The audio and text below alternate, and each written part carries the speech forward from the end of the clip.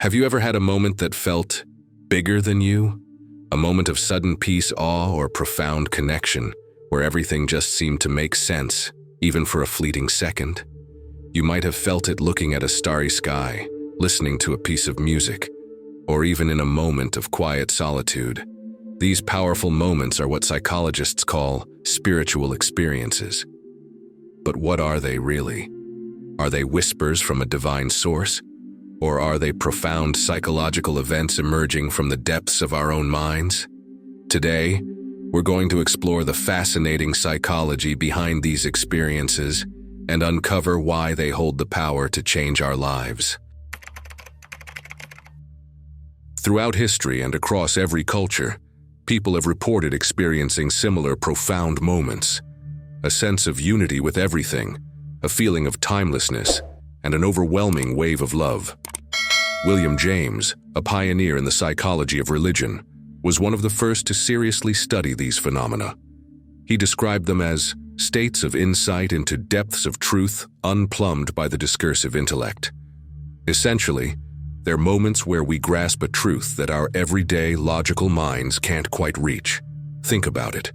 From the enlightenment sought by Buddhist monks to the mystical union described by Christian saints, from the revelations people have in nature to the epiphanies that strike us out of the blue.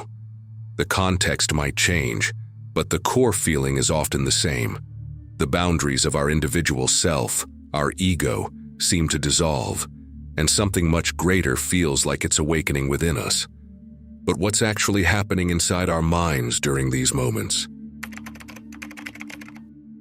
Neuroscience gives us some incredible clues. Studies using brain imaging have shown that during deep meditation, prayer, or moments of intense awe, a specific brain network called the default mode network quiets down significantly. This network is what's active when we're thinking about ourselves, our past, our future, our worries, our identity. You can think of it as the brain's ego network. When this network softens its activity, we stop perceiving ourselves as separate, isolated individuals. That's why these spiritual experiences often feel like oneness, a sense of merging with the universe, or a profound peace that's beyond words. Psychologically, this is like a temporary suspension of the ego's usual tight grip. This allows the deeper, often unconscious layers of our psyche to come to the surface. In the language of Carl Jung, it's a moment when the self, the total, whole you, shines through the mask of the everyday ego. But it's important to understand that not all spiritual experiences are blissful or peaceful. Sometimes they can manifest as intense crises. You might have heard terms like the dark night of the soul, ego death, or descriptions of overwhelming, even frightening visions. Psychologists refer to this as a spiritual emergency. This is what can happen when the boundaries of the self dissolve too quickly, before the individual is psychologically prepared to handle such a profound shift. Without proper grounding and integration, these powerful insights can lead to confusion, an inflated sense of self-importance, or even significant psychological distress. As Carl Jung wisely warned, beware of unearned wisdom.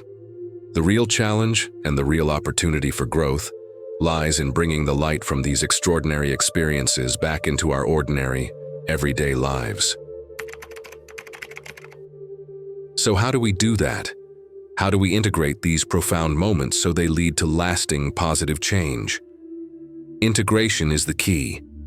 It's the process of weaving the insights from a spiritual experience into the fabric of your life.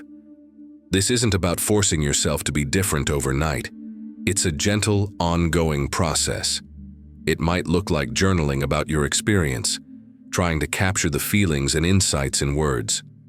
Or maybe expressing it through art, music, or dance, forms that can communicate what words cannot.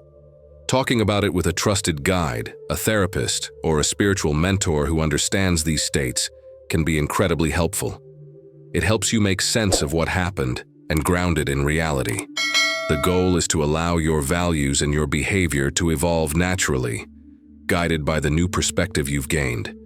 A true spiritual awakening doesn't make you special or better than others. If anything, it makes you more human, more compassionate, more connected to others, and more deeply engaged with the beautiful, messy reality of life.